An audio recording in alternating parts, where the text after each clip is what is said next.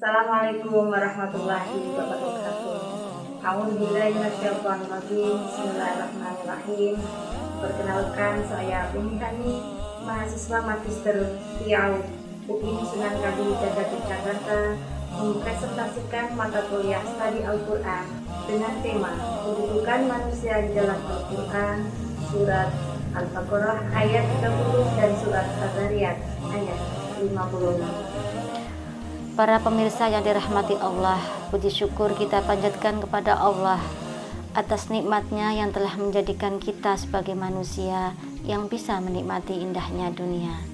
Sholawat dan salam untuk baginda Rasulullah Shallallahu Alaihi Wasallam, teladan manusia dari zaman ke zaman. Kita ketahui bersama di dalam Al-Quran banyak ditemukan ayat yang memberikan gambaran tentang manusia dan makna filosofis dari penciptaan manusia itu sendiri. Manusia diciptakan oleh Allah dalam bentuk yang paling sempurna, seperti yang digambarkan oleh Ibnu Arabi. Tidak ada makhluk yang lebih sempurna kecuali manusia, yang memiliki daya hidup, mengetahui, berkehendak, berbicara, melihat, mendengar, berpikir, dan memutuskan. Karenanya Allah memilih dan memberikan kedudukan yang istimewa kepada manusia dibanding makhluk lainnya. Pertanyaannya, bagaimanakah kedudukan manusia perspektif Al-Quran? Pertama, manusia sebagai khalifah fil ard, wakil Allah di bumi. Quran surat Al-Baqarah ayat 30. Bismillahirrahmanirrahim. Wa in qala rabbuka lil malaikati inni ja'ilun fil ardi khalifah qalu ataj'alu fiha may yufsidu fiha wa yasfiku dima wa nahnu nusabbihu bihamdika wa nuqaddisu lak qala inni a'lamu ma la ta'lamun. Artinya, ingatlah ketika Tuhanmu berfirman kepada para malaikat, sesungguhnya aku hendak menjadikan seorang khalifah di bumi. Mereka berkata, mengapa engkau hendak menjadikan khalifah di bumi itu orang yang akan membuat kerusakan padanya dan menumpahkan darah? Padahal kami senantiasa bertasbih dengan memuji engkau dan mensucikan engkau. Tuhan berfirman, sesungguhnya aku mengetahui apa yang tidak kamu ketahui. Pemirsa yang dirahmati Allah, dalam surat Al-Baqarah ayat 30 di atas, menurut Quraisy Shihab, istilah khalifah dalam surat tersebut adalah bentuk mufrad dengan makna penguasa yang diperuntukkan kepada para nabi. Sedangkan untuk manusia biasa sebagai individu dengan kata khalaif yang berarti sebagai penguasa dan penguasa di berbagai kehidupan. Dalam kata khalaif itu sendiri sebenarnya sudah mengandung makna khalifah yang berarti menggantikan. Setiap individu adalah khalifah. Khalifah berfungsi menggantikan orang lain.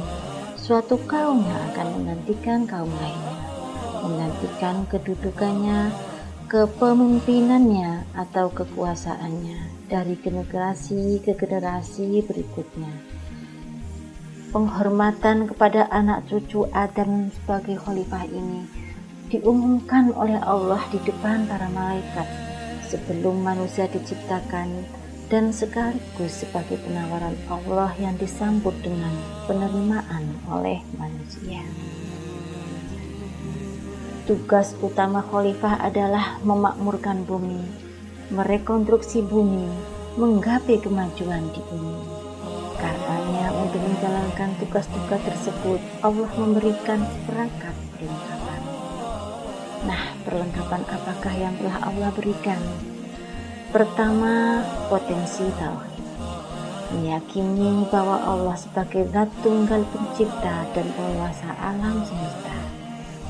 Kedua, manusia dibekali dengan akal untuk berkreasi, berinovasi, memilih apakah manusia akan tunduk pada perintah Allah atau tidak. Yang ketiga, ruh dan penyempurnaan bentuk kejadian. Allah telah menyempurnakan kejadian manusia dalam bentuk sebaik-baiknya yang berbeda dengan makhluk lainnya. Sebenarnya kekhalifahan kekuasaan manusia di bumi hanyalah bersifat sementara. Manusia juga memiliki kemerdekaan untuk memilih apakah mau tunduk atau tidak dengan hukum-hukum moral Allah. Itulah sebabnya manusia perlu sikap etik dan moral untuk menegakkan hukum Allah di bumi.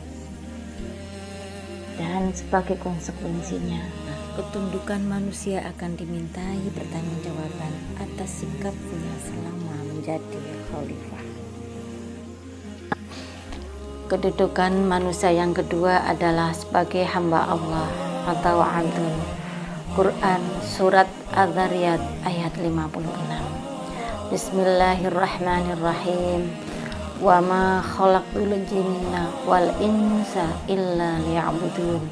Artinya, dan aku tidak menciptakan jin dan manusia melainkan supaya mereka mengabdi kepadaku. Dalam surat Az-Zariyat kita ketemu kata al-insa yang berarti manusia. Al-insa adalah al-insan yang dalam Al-Quran untuk menunjukkan totalitas manusia sebagai makhluk secara jasmani dan rohani.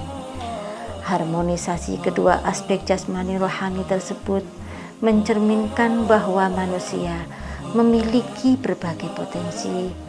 Manusia itu unik dan istimewa, memiliki perbedaan antara satu individu dengan yang lainnya, dan manusia itu dinamis.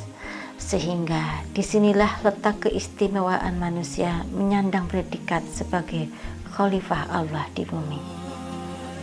Dalam surat Az-Zariyat ayat 56 ada huruf manafi yang beriringan dengan illa. Ini menunjukkan kekhususan, yakni kekhususan diciptakannya manusia adalah liya'budun, untuk beribadah kepada Allah sebagai hamba yang beribadah hanya karena Allah. Hakikat ibadah adalah wahyu. Ini menunjukkan ibadah itu adalah perintah langsung dari Allah Subhanahu wa Ta'ala. Sedangkan bagi manusia ibadah adalah kebutuhan, yaitu kebutuhan kepuasan batin, keikhlasan, dan harapan. Nah, bagaimana caranya beribadah?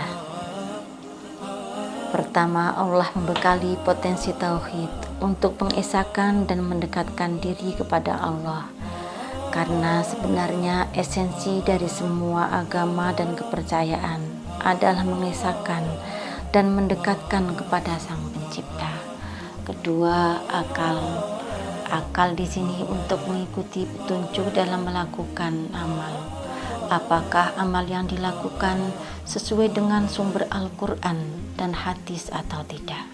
Ketiga, ruh sebagai kekuatan bahwa ibadah dilakukan dengan sikap batin, dengan niat pengabdian dan niat penghambaan. Dalam bentuk apakah ibadahnya? Manusia dalam melakukan ibadah dalam bentuk ibadah mahdhah, yaitu ibadah yang ditentukan syarat, rukun, dan waktunya, seperti sholat, puasa, haji, dan zakat. Dan ibadah sosial atau amah, yaitu semua aktivitas manusia di bumi ini yang tidak dibatasi waktu dan syarat rukunnya, seperti belajar, bekerja, dan kegiatan sosial lainnya adalah ibadah. Nah, sebagai konsekuensinya, makna keberadaan manusia, makna seluruh kegiatan manusia dalam hidup ini, makna ibadah di bumi ini hanya satu, menuju ridho Allah Subhanahu wa Ta'ala. Nah, bagaimanakah hubungan khalifah dengan hamba? Hubungan khalifah dengan hamba bisa dipahami dalam mata rantai di bawah ini. Khalifah dan hamba merupakan penciptaan yang tidak bisa dipisahkan, kedudukan yang tidak bisa dipisahkan. Allah ciptakan manusia di bumi dengan segala kesempurnaannya menjadi khalifah, yang bertugas memakmurkan bumi dalam rangka menuju memohon ridho Allah Subhanahu wa Ta'ala yang ditujukan sebagai abdun atau hamba. Allah menciptakan manusia di bumi ini untuk beribadah sebagai hamba atau abdun yang secara individu atau bersama-sama memegang tugas memakmurkan bumi dan akan dimintai pertanggungjawabannya sebagai khalifah. Karenanya esensi sebagai khalifah dan hamba harus berjalan barengan, memakmurkan bumi dengan etik dan moral melalui cara mengembangkan, merefleksikan dan mengaktualisasikan sifat-sifat Tuhan dalam tindakannya, menuju menjadi manusia yang humanis, menjadi potret kebaikan dan kebajikan, menjadi manusia yang patuh dan konsisten dengan tanggung jawab, menuju insan kamil, mencapai derajat muhsinin dan muttaqin.